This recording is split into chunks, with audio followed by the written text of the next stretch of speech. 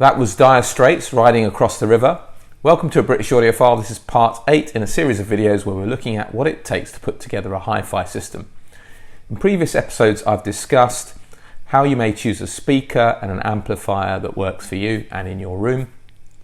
And in this episode I'd like to look at how you choose something to connect to that amplifier in order to play music. So source equipment, if you like.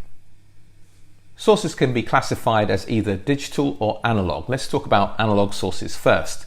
So an analog source could be a reel-to-reel player, it could be a cassette deck, or more likely a turntable. Vinyl's had a great resurgence of recent times. So if you are trying to connect a turntable to your amplifier, bear in mind, as I mentioned in a previous video, it needs to go through an extra stage of amplification and equalization first. The signal from a turntable isn't strong enough to connect directly to your amplifier. So you either need an off-board phono stage or an inbuilt phono stage in your amplifier. And if your amplifier has an inbuilt phono stage, it will signify as one of those kind of RCA line level outputs as phono. Digital sources have the music encoded as a series of ones and zeros. So why do we do that? Well, the reason is that makes music much more easier to manipulate, to process, to transport, and to store on computers and other hardware that we use in modern times. One of the easiest and most convenient ways to connect a digital source to your amplifier and your hi-fi is to use your phone. So how do you do that? Well, you need to run some kind of application to stream music on your phone. Spotify is very common. If you're interested in something with slightly higher resolution sound quality, Cobos and Tidal are also quite popular. And that would Bluetooth the signal to your amplifier. So you either need a DAC or an amplifier with a built-in DAC that has a Bluetooth connection. Well, what's the downside? The downside is that Bluetooth connection is a lossy format, so you get some reduction in quality by using that Bluetooth connection. Another way of connecting a digital source to your amplifier is to use a computer. Now, what I have here is an old Toshiba notebook, and this runs a program called JRiver. I chose JRiver for two reasons. It's relatively inexpensive to purchase.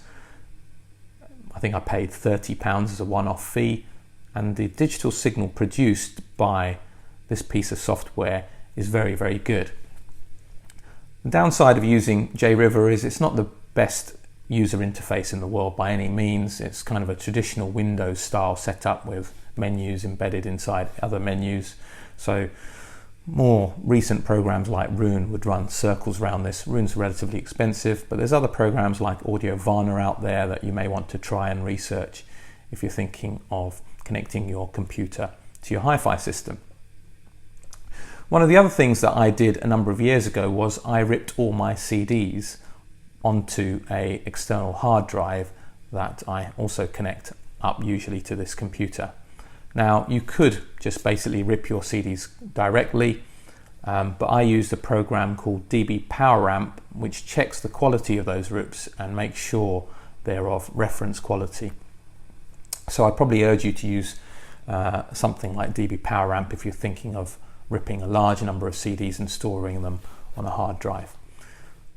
If you want to progress from using your phone or your computer to connect to your hi-fi system, it's an idea to buy a dedicated music streamer. Now, to show you what that is, there's an Analogue Aries Mini here. You can see the connections on the back, not a huge amount to see on the front. So what's the benefit of using one of these devices as opposed to using my Toshiba notebook? Well, the main benefit is that this is a dedicated audio device with sound quality in mind. So the signal coming off here is even cleaner than it is off my Toshiba notebook. The other reason that I looked at this was that the JRiver interface is not, as I mentioned, not particularly user-friendly. I wanted something with a much nicer user experience. So the Analogue Lightning DS system is very slick, and I can use my iPad or my phone as a controller and flick through albums, and just much more convenient and user-friendly way of interacting with the music than using my laptop or PC. You haven't mentioned CD players. What about CD players? I'm glad you asked.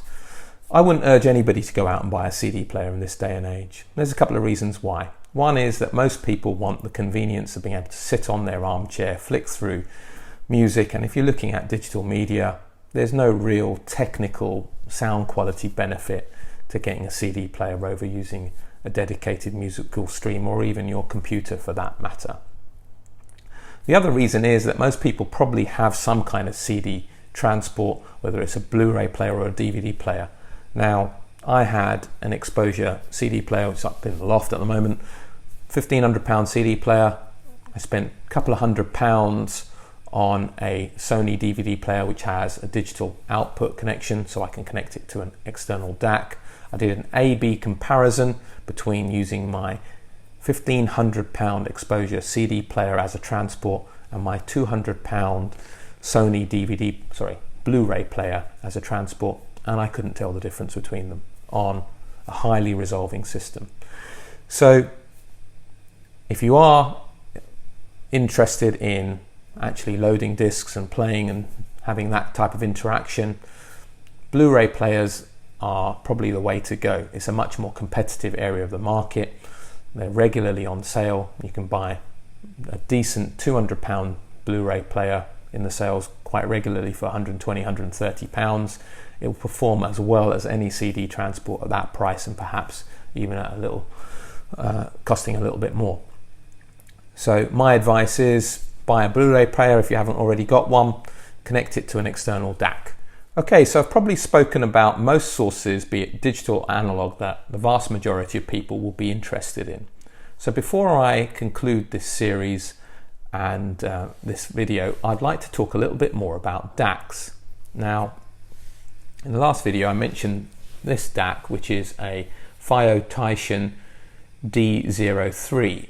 And I mentioned when I was looking at the connections on there that this is a coaxial connection, an optical connection, and a mini USB connection, which is correct. Bear in mind that that mini USB connection is for power, so this is not a USB DAC. If you want a USB type connection, you do need to look at a different type of DAC. It does have an optical and a coax connection, but it doesn't have a USB connection. That is just purely to power this device. There are a number of relatively inexpensive, good USB DACs out there.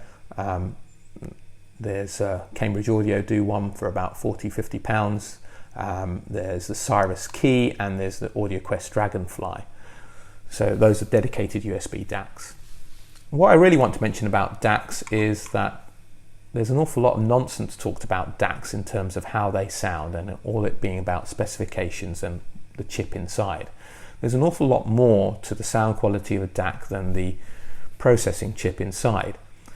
There's the output stage, there's the filtration, there's the power supply, and a whole number of other stuff.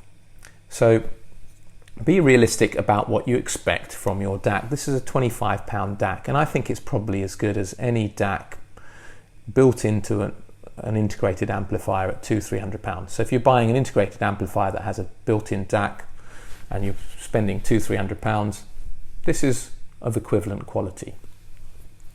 However, here I have another DAC. This is a Chord Mojo, which retails for £400. I think it's just recently been reduced to £300. This is one of the best DACs that you can buy, probably for less than £1,000. I think certainly you'd have to spend much more than £1,000 or certainly £1,000 or a little bit above, to get something appreciably better. So this sounds better than this. Well, it should do. This is £25 and this is, as I said, £400. The law of diminishing returns comes in much quicker with DACs than it does with amplifiers and with speakers. So be sensible about where you spend your money, okay?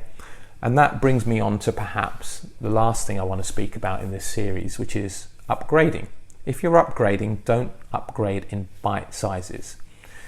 You've got yourself a hi-fi system, you spent £200 on a pair of speakers, don't go out and spend £350. My rule of thumb was always look to treble your outlay to get a significant improvement. Okay, £200 speakers, if you've got a £200 pair of bookshelf speakers, you need to spend about £600 to get an appreciable difference. I'm not saying that £400 speakers aren't better, I'm saying the difference isn't that great to worth the extra kind of capital expenditure. And the same is true for the electronics as well.